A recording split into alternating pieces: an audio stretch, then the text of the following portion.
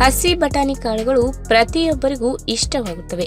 ಮಕ್ಕಳಂತೂ ಬಹಳ ಇಷ್ಟಪಟ್ಟು ತಮ್ಮ ತಟ್ಟೆಯಲ್ಲಿನ ಆಹಾರಕ್ಕಿಂತ ಹೆಚ್ಚಾಗಿ ಇವುಗಳನ್ನೇ ಸೇವಿಸುತ್ತಾರೆ. ನಾವು ಮನೆಗಳಲ್ಲಿ ತಯಾರು ಮಾಡುವ ವಿಶೇಷ ಬಗೆಯ ಕೆಲವೊಂದು ಅಡುಗೆಗಳಿಗೆ ಹಸಿ ಬಟಾಣಿ ಕಾಳುಗಳನ್ನು ಬಳಕೆ ಮಾಡ್ತೇವೆ.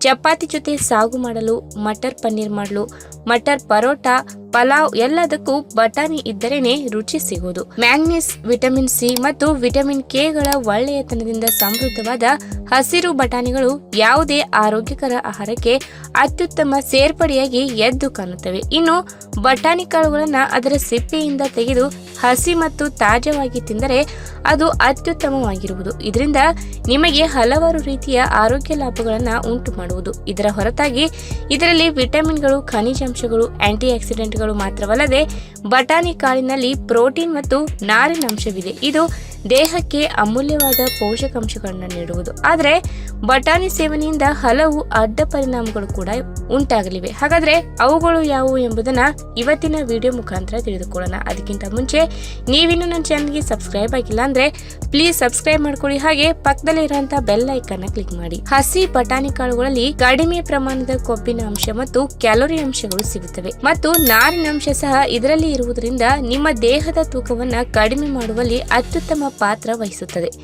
ನಾರಿನ ಅಂಶ ಸಿಗುವುದರಿಂದ ಹೊಟ್ಟೆ ತುಂಬಿದ ಅನುಭವ ಉಂಟು ಮಾಡಿ ಬೇರೆ ಬಗೆಯ ಅನಾರೋಗ್ಯಕರ ಆಹಾರಗಳನ್ನು ಸೇವನೆ ಮಾಡದಂತೆ ತಡೆಯುತ್ತದೆ. ಆದರೆ ಇದನ್ನು ಹೊರತುಪಡಿಸಿ ಬಟಾಣಿ ಸೇವನೆ ಆರೋಗ್ಯಕ್ಕೆ ಹಲವು ತೊಂದರೆ ಮಾಡುತ್ತದೆ. ಬಟಾಣಿಯಲ್ಲಿ ಕಂಡುಬರುವ ವಿಟಮಿನ್ ಕೆ ದೇಹದಲ್ಲಿ ಕ್ಯಾನ್ಸರ್ ಕೋಶಗಳು ಬೆಳೆಯದಂತೆ ತಡೆಯುತ್ತದೆ. ಆದರೆ ಹೆಚ್ಚಿನ ಪ್ರಮಾಣದಲ್ಲಿ ಬಟಾಣಿಗಳನ್ನು ಸೇವಿಸಬೇಡಿ.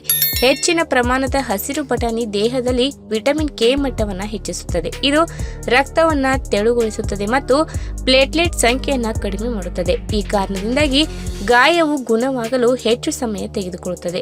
ಹೊಟ್ಟೆಗೆ ಸಂಬಂಧಿಸಿದ ಸಮಸ್ಯೆಗಳಿದ್ದರೂ ಬಟಾಣಿ ಸೇವನೆಯಿಂದ ಹಾನಿಯಾಗುತ್ತದೆ. ಇನ್ನು ಯಾವಾಗ ಮೊಣಕಾಲು ನೋವು ಮತ್ತು ಮೂಳೆ ಸಮಸ್ಯೆ ಕಾಣಿಸಿಕೊಳ್ಳುತ್ತದೆಯೋ ಅಂತಹ ಸಮಯದಲ್ಲಿ ಕ್ಯಾಲ್ಸಿಯಂ, ಮೆಗ್ನೀಷಿಯಂ ಮತ್ತು ವಿಟಮಿನ್ ಡಿ ಇರುವ ಆಹಾರ ಪದಾರ್ಥಗಳನ್ನು ಸೇವಿಸಬೇಕು. ಆದರೆ ಬಟಾಣಿಯನ್ನ ಅತಿಯಾದ ಪ್ರಮಾಣದಲ್ಲಿ ಸೇವಿಸುವುದರಿಂದ ಕ್ಯಾಲ್ಸಿಯಂ ಮಟ್ಟವು ಕಡಿಮೆಯಾಗಲು ಪ್ರಾರಂಭಿಸುತ್ತದೆ ಮತ್ತು ಯೂರಿಕ್ ಆಮ್ಲವು ಹೆಚ್ಚಾಗಲು ಪ್ರಾರಂಭಿಸುತ್ತದೆ.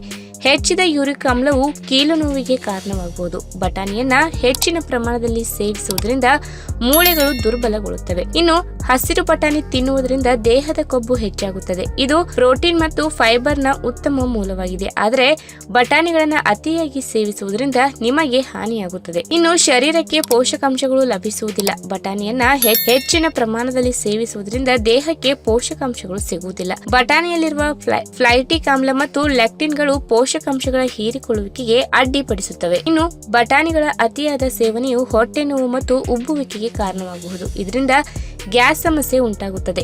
ಬಟಾಣಿ ಬಹಳಷ್ಟು ಕಾರ್ಬೋಹೈಡ್ರೇಟ್ಗಳನ್ನು ಹೊಂದಿರುತ್ತದೆ. ದೊಡ್ಡ ಪ್ರಮಾಣದಲ್ಲಿ ಬಟಾಣಿ ತಿನ್ನುವುದರಿಂದ ಅದು ಸುಲಭವಾಗಿ ಜೀರ್ಣವಾಗುವುದಿಲ್ಲ ಮತ್ತು ಬಟಾಣಿಯಲ್ಲಿರುವ ಲ್ಯಾಕ್ಟಿನ್ ಹೊಟ್ಟೆಯಲ್ಲಿ ಉರಿಯೂತವನ್ನು ಹೆಚ್ಚಿಸಲು ಕೆಲಸ ಮಾಡುತ್ತದೆ. ಬಟಾಣಿ ಅತಿಯಾಗಿ ಸೇವಿಸುವುದರಿಂದ ಅತಿಸಾರದ ಸಮಸ್ಯೆಯೂ ಉಂಟಾಗುತ್ತದೆ. ಮಧುಮೇಹ ರೋಗಿಗಳು ಸಾಮಾನ್ಯವಾಗಿ ಏನು ತಿನ್ನಬೇಕು ಮತ್ತು ಯಾವುದನ್ನ ತಿನ್ನಬಾರದು ಎಂದು ಚಿಂತಿಸುತ್ತಾರೆ. ಏಕೆಂದರೆ ಒಂದು ತಪ್ಪು ಆಹಾರವು ಅವರ ರಕ್ತದಲ್ಲಿನ ಸಕ್ಕರೆಯ ಮಟ್ಟವನ್ನ ಏರುಪೇರಾಗಿಸಬಲ್ಲದು. ಆದ್ದರಿಂದ ಸಕ್ಕರೆ ಕಾಯಿಲೆ ಇರುವವರು ತಾವು ಸೇವಿಸುವ ಆಹಾರದ ಬಗ್ಗೆ ಬಹಳಷ್ಟು ಜಾಗರೂಕತೆಯಿಂದ ಇರಬೇಕು. ಕೆಲವು ಹಣ್ಣುಗಳನ್ನು ಸಕ್ಕರೆ ಕಾಯಿಲೆ ಇರುವವರು ಆರಾಮವಾಗಿ ತಿನ್ನಬಹುದು ಮತ್ತು ಮಧುಮೇಹದಿಂದ ಮುಕ್ತರಾಗಬಹುದು.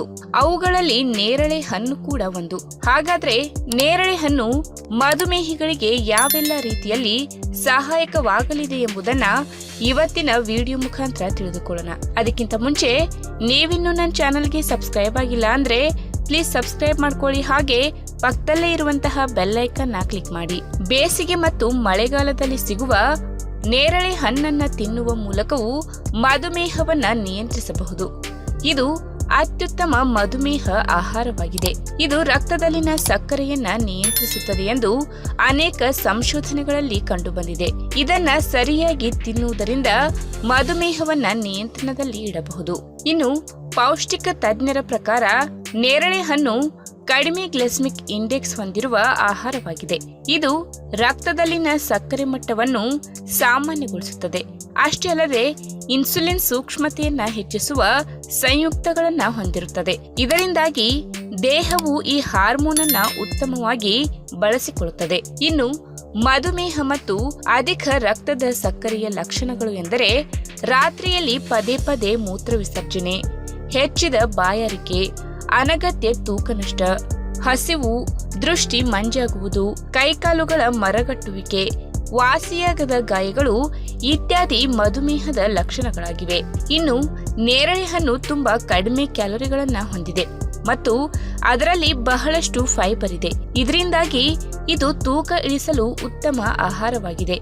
ಇದು ದೀರ್ಘಕಾಲದವರೆಗೆ ಹೊಟ್ಟೆಯನ್ನ ತುಂಬಿರುವಂತೆ ಮಾಡುವುದರ ಜೊತೆಗೆ ಕ್ಯಾಲೋರಿ ಸೇವನೆಯನ್ನ ಕಡಿಮೆ ಮಾಡುತ್ತದೆ. ಇನ್ನು ಮಧುಮೇಹಕ್ಕೆ ಚಿಕಿತ್ಸೆ ನೀಡುವ ನೇರಳೆ ಹಣ್ಣು ರೋಗ ನಿರೋಧಕ ಶಕ್ತಿಯನ್ನ ಹೆಚ್ಚಿಸುತ್ತದೆ. ಇದು ವಿಟಮಿನ್ ಸಿ ಮತ್ತು ಉತ್ಕರ್ಷಣ ನಿರೋಧಕಗಳನ್ನ ಹೊಂದಿರುತ್ತದೆ. ಇದು ಪ್ರತಿರಕ್ಷಣಾ ವ್ಯವಸ್ಥೆಯನ್ನ ಬಲಪಡಿಸುವುದರ ಜೊತೆಗೆ ಸೋಂಕಿನಿಂದ ರಕ್ಷಿಸುತ್ತದೆ. ಈ ಉತ್ಕರ್ಷಣ ನಿರೋಧಕಗಳು ಉರಿಯೂತವನ್ನ ಕಡಿಮೆ ಮಾಡುವ ಮೂಲಕ ಹೃದಯ ಕಾಯಿಲೆಗಳಿಂದ ರಕ್ಷಿಸುತ್ತದೆ. ಅಷ್ಟೇ ಅಲ್ಲದೆ ನೇರಳೆ ಹಣ್ಣು ತಿನ್ನುವ ಪ್ರಯೋಜನಗಳು ಕೇವಲ ಮಧುಮೇಹ ಚಿಕಿತ್ಸೆ, ತೂಕ ನಷ್ಟ ಮತ್ತು ರೋಗ ನಿರೋಧಕ ಶಕ್ತಿಯನ್ನ ಹೆಚ್ಚಿಸುವುದರ ಹೊರತಾಗಿ ಅಧಿಕ ರಕ್ತದ ಸಕ್ಕರೆಯಲ್ಲಿ ಕಡಿತ, ಆರೋಗ್ಯಕರ ಚರ್ಮ, ಆರೋಗ್ಯಕರ ಕೂದಲು, ಉತ್ತಮ ರಕ್ತ ಪರಿಚಲನೆಗೆ ಸಹಕಾರಿಯಾಗಿದೆ. ಈ ವಿಡಿಯೋ ನಿಮಗೆ ಇಷ್ಟವಾದಲ್ಲಿ ತಪ್ಪದೆ ಲೈಕ್ ಮಾಡಿ, ಶೇರ್ ಮಾಡಿ, ಹಾಗೆ ನಿಮ್ಮ ಅನಿಸಿಕೆನ ಕಮೆಂಟ್